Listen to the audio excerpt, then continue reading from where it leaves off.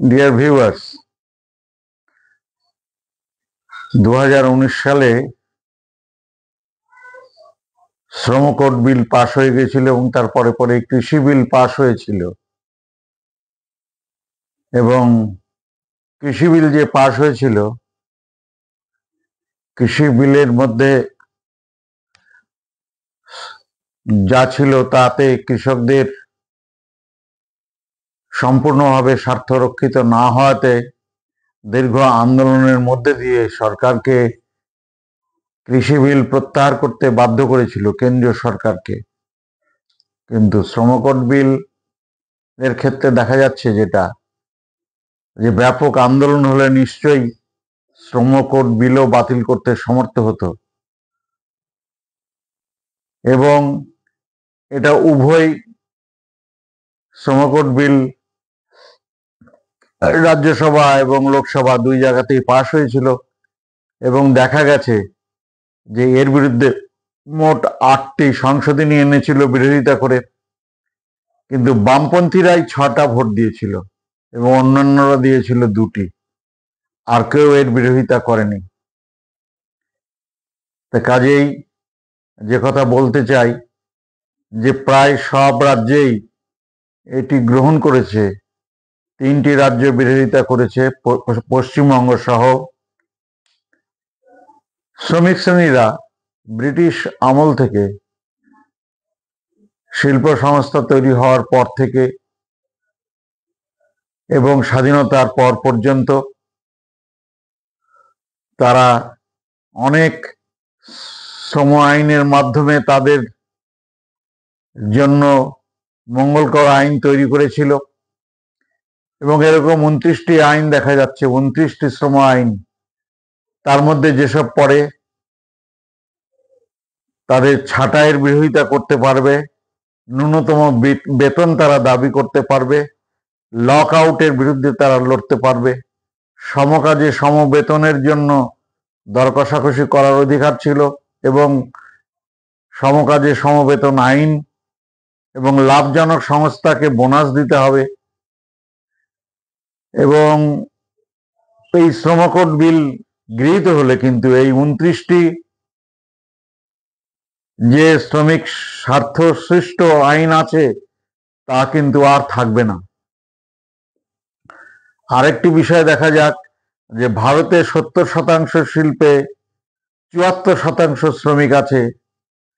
এই 74% শ্রমিক কিন্তু শ্রম আইনের আওতার বাইরে চলে যাবে। এবং আমাদের দেশে সংগঠিত শিল্পক্ষেত্র অত্যন্ত কম। আমাদের দেশে 10% হচ্ছে সংগঠিত শিল্পক্ষেত্র এবং 90%ই হচ্ছে অসংগঠিত শিল্পক্ষেত্র।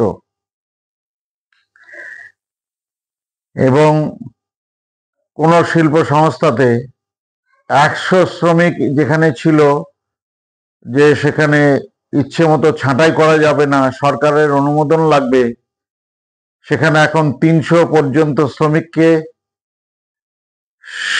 শিল্প সংস্থা ছাঁটাই করতে পারবে। অর্থাৎ এই আইনগুলোর বেশিরভাগটাই শ্রমিক শ্রেণীর বিপক্ষেই যাচ্ছে। এবং আরেকটা দেখা যাক যে 1970 সালে যে ঠিকাদারি আইন ছিল, ঠিকাদারি আইনের মধ্যে দিয়ে 20 জন শ্রমিক যদি থাকতো তাহলে তারা শ্রম নিরাপত্তা পেত। এখন সেটা উঠে গিয়ে এই নতুন শ্রম কোড বিলের মধ্যে দিয়ে 50 জন পর্যন্ত ঠিকাদার যখন খুশি ছাঁটাই করতে পারবে। এবং আগে শ্রমিকদের অধিকার ছিল বোনাস পাওয়ার, এবং বোনাস পাওয়ার জন্য যে বোনাস যে নির্ধারণ হবে, সংস্থা যে বা শিল্প সংস্থা যে লাভ করেছে তা ঠিক করবার জন্য শ্রমিক শ্রেণীর নেতৃত্ব এবং শ্রম দপ্তরের প্রতিনিধি কিন্তু ব্যালেন্স শিট দেখতে পারত, এবং ব্যালেন্স শিটের মধ্যে দিয়ে কোম্পানির কতটা লাভ হয়েছে তা জানা যেত, এবং তারা বোনাসের দাবি করতে পারত। আরেকটি বিষয় হচ্ছে যে শ্রমিক শ্রেণীর যে বার্গেনিং কমিটি, অর্থাৎ শ্রমিক ইউনিয়ন, আমরা খবরের কাগজে বিভিন্ন সময় দেখি যে বিভিন্ন জায়গায় খবরের কাগজে বা বিভিন্ন সংবাদ মাধ্যমে দেখি যে কোনো শিল্প সংস্থাতে কোনো একটি বিশেষ ট্রেড ইউনিয়ন তারা বিজয়ী হয়েছেন শ্রমিকদের ভোটে, বেশিরভাগ ভোট পেয়েছেন এবং কেউ পরাজিত হয়েছেন। এই নির্বাচনটি হচ্ছে শ্রম দপ্তরের প্রতিনিধির প্রত্যক্ষ তত্ত্বাবধানে, সরকারের শ্রম দপ্তরের প্রতিনিধির তত্ত্বাবধানে এই নির্বাচন হতো শ্রমিকদের মধ্যে থেকে। এরপরে আর শ্রম দপ্তরের প্রতিনিধির প্রয়োজন থাকবে না। যেমন ইলেকশন কমিশনটা, নির্বাচন কমিশনটা সম্পূর্ণভাবে শাসক শ্রেণীর সপক্ষে চলে গেছে, তেমনি এটিও মালিক শ্রেণীর সপক্ষে চলে যাবে, নির্বাচন করবে। স্বভাবত কারণে পেটোয়া শ্রমিক শ্রেণী নির্বাচিত হবার সমূহ সুযোগ থেকে যাচ্ছে এবং বার্গেনিং কমিটি তারা শ্রমিকরা করতে পারবে না। যাই হোক, শ্রমিক শ্রেণীর এই যে অধিকারগুলি হরণ হচ্ছে, এই অধিকার হরণের বিরুদ্ধে 18 এপ্রিল দিল্লিতে 2025-এর শ্রমিকরা কনভেনশনে বসতে যাচ্ছেন এবং আগামী দিন বলবে যে শ্রমিক শ্রেণীর আন্দোলনের কতটা তীব্রতা হবে। সেই তীব্রতার উপর নির্ভর করবে যে তারা কতটা বিজয়ী হচ্ছেন।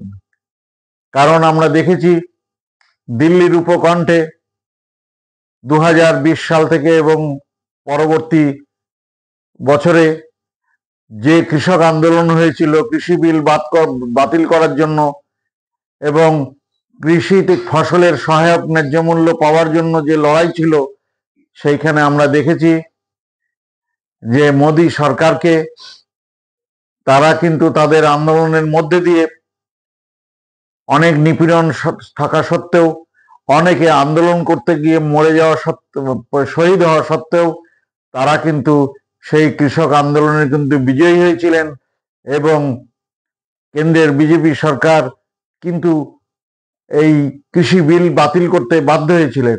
আমরা বলতে পারি ইতিহাসের দিকে তাকালে মহারাষ্ট্রের যে কৃষক সংগ্রাম হয়েছিল, ওয়ার্লি বিদ্রোহ, সেই ওয়ার্লি বিদ্রোহের পরে দীর্ঘকাল ধরে ঘটেছিল, তারপরে সব বড় বিদ্রোহ হচ্ছে এই যে দিল্লির উপকণ্ঠে কৃষক শ্রেণীর আন্দোলন। কাজে আমরা শ্রমজীবী মানুষের আন্দোলনের ক্ষেত্রে দেখতে চাই আগামী দিনে, বিগত দিনে আমরা যেমন দেখেছি শ্রমিক শ্রেণীর আন্দোলনে, কৃষক শ্রেণীর আন্দোলনে সমাজের বিভিন্ন অংশের মানুষ, ছাত্র, যুব, কর্মচারী, শ্রমিক, তারা আন্দোলনে সহযোগিতা করেছেন তাদের। তো কাজেই আগামী দিনে তেমনি শ্রমিক শ্রেণীর আন্দোলনে জনসাধারণের এক বিশাল অংশের এবং খেটে খাওয়া মানুষের এক বিশাল অংশের সমর্থনের মধ্যে দিয়ে আশা করি আন্দোলনের তীব্রতা রোধ করবে এবং এই শ্রমকোড বিলের শ্রমবিরোধী যেসব বিষয় আছে তা পরিবর্তিত হবে এবং শ্রমিক শ্রেণী বিজয়ী হবে, এই প্রত্যাশা রাখছি। তবে একটি কথা বলা দরকার যে এই যে বিলটি, এই শ্রম বিষয়টি আমাদের ভারতের যে কাজের যে অধিকারের তালিকা আছে, এটা যুগ্ম তালিকার মধ্যে পড়ে। বিষয়টি বিবেচনার জন্য যুগ্ম তালিকাভুক্ত বিষয় যদি কেন্দ্রীয় সরকার কোনো বিষয় গ্রহণ করে, তবে কিন্তু রাজ্য সরকারগুলিকে গ্রহণ করতে বাধ্য তারা। তবু শেষ কথা বলবো যে শ্রমজীবী লক্ষ লক্ষ কোটি কোটি শ্রমজীবী মানুষের আন্দোলনের ফলাফলে নির্ভর করবে যে তারা তাদের বিরুদ্ধে এই শ্রমকোড বিলের মধ্যে যেসব শ্রমিক বিরোধী উপাদান রয়েছে তা তারা রোধ করতে পারবে কিনা। পুনরায় তাদের আন্দোলনের প্রতি সংহতি জানিয়ে আজকের প্রতিবেদন শেষ করছি। নমস্কার, আপনারা ভালো থাকবেন।